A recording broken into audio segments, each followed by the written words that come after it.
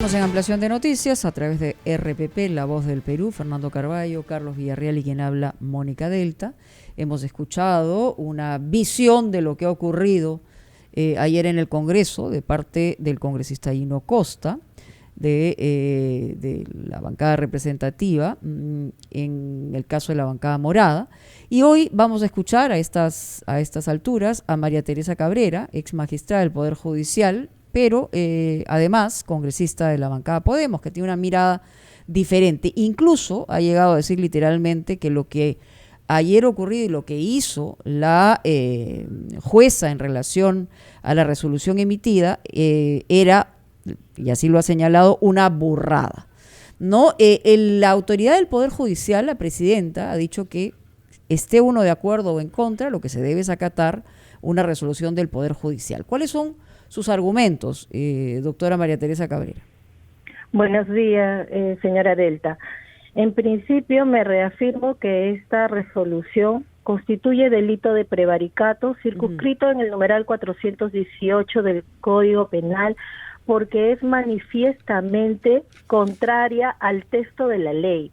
Y si bien es cierto, y saludo que la doctora Elvia Barrios, ¿no?, en su calidad de presidenta del Poder Judicial, haya salido a defender una decisión judicial, porque eso es lo que corresponde, a diferencia de lo que ocurre pues en el Congreso, porque la señora Mirta Vázquez no nos representa, y no se olviden que el mérito de ellos es precisamente por blindar al señor Vizcarra, y también fueron los que defendieron de que no fuera la señora Macetti al Congreso, ¿no? Y después ya nos enteramos que la capitana... Ahora, pero esa es una percepción política, al decir que no los representa... Sí, no, se lo digo claro, para por eso, el tema por pero orden, usted ha ¿ya? introducido el tema, por Bien, eso le quería hacer la precisión, ya, ¿no? pero le estoy dando para ver todo el contexto, como usted la trajo a colación. El artículo segundo de la Ley Orgánica del Poder Judicial y la Ley 29.277 dice que los jueces son autónomos e independientes al emitir sus decisiones jurisdiccionales. Correcto. La doctora Elvia Barrios ha señalado lo que dice el artículo 5 de la Ley Orgánica del Poder Judicial. Sin embargo, estos articulados y estos cuerpos normativos que acabo de señalar dicen con sujeción a la Constitución. Entonces, si tú no respetas la Constitución, cometes delito de prevaricato. Y eso justifica precisamente el por qué el día ha sido en materia de investigación de la OGMA, le abre investigación a la jueza.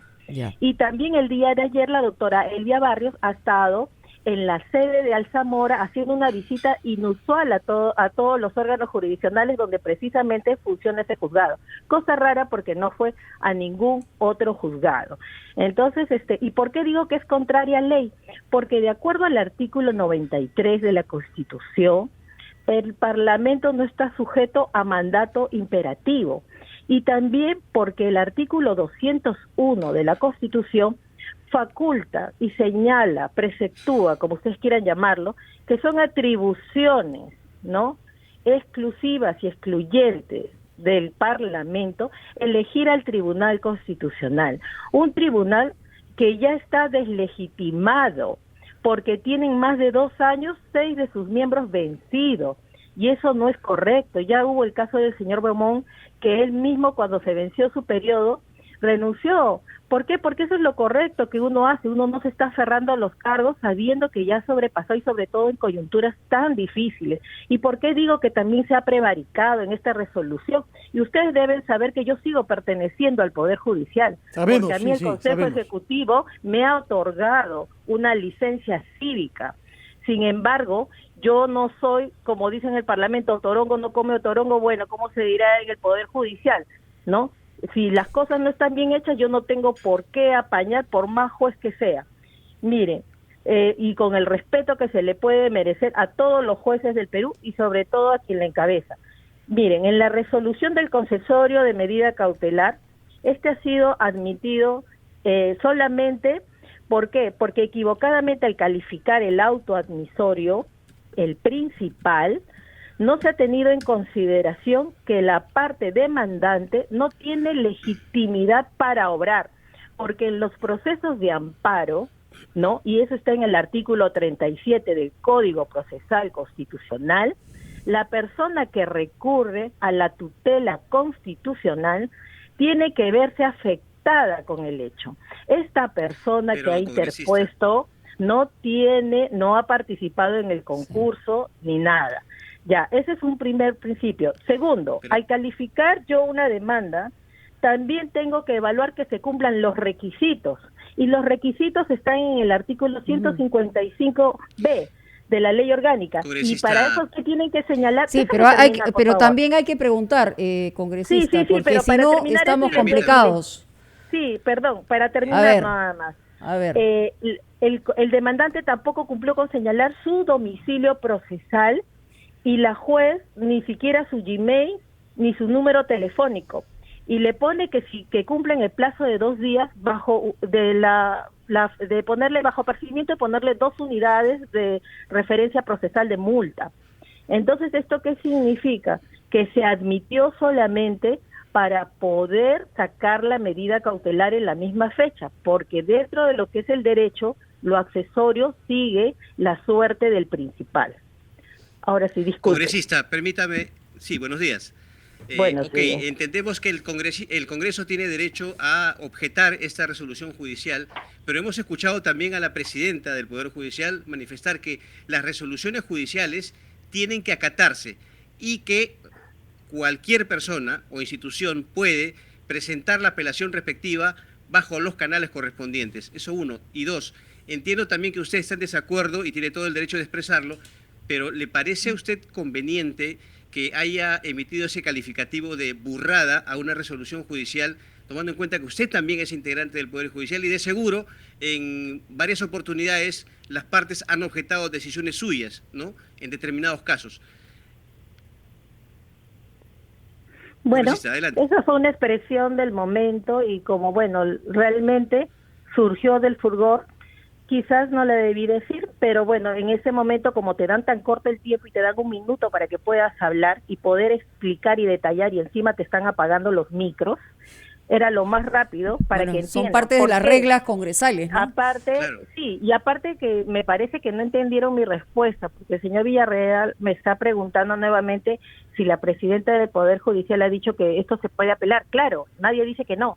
No le he preguntado eso. Como dije, las resoluciones que ella ha señalado de que se pueden apelar cuando uno no está conforme. Yo no le he preguntado si se puede apelar, le quiero aclarar eso, no le he preguntado si se puede apelar, que se puede apelar, se puede apelar. Claro. Lo que le hice referencia fue a la necesidad de un cumplimiento de parte de la resolución, en este caso por el Congreso de la República. Eso dijo y eso enfatizó la presidenta del Poder Judicial. Esa fue concretamente la pregunta y le pido justamente una reflexión sobre eso. Precisamente lo que me había referido, lo voy a volver a repetir, la ley orgánica del Poder Judicial, la ley de la carrera judicial, señalan que se respetan las decisiones, siempre y cuando estas no violen la Constitución. Así de sencillo. Ya, pero digamos, pero hay una prioridad, ¿no es cierto? O sea, se apela porque uno no está de acuerdo, pero mientras tanto se acata la resolución judicial, más allá de que sea una buena resolución o una mala resolución.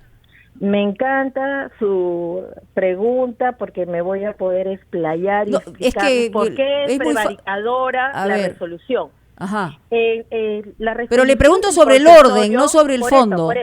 Por eso, vamos al fondo. No, pero le pregunto, mientras se apela y se confirma, según su posición, de que es prevaricadora la señora jueza, mientras tanto, ¿qué ocurre? ¿Se acata o no se acata? Esa es la pregunta, bien sencilla. ¿Se acata o no se acata? No se acata. No se acata. Y es más, ustedes en los temas hay apelaciones con efecto suspensivo y sin efecto suspensivo. Y bueno, eso ya sería temas de análisis jurídicos mayores. Para lo que yo no estoy preparada, doctora, por eso le preguntaba tan sencillo. Sí. Señora, quería preguntarle algo político, por favor. Hace unos instantes su colega... Señor Carvalho, su colega Luis Valdés ha propuesto que se suspenda el voto para evaluar las implicancias legales.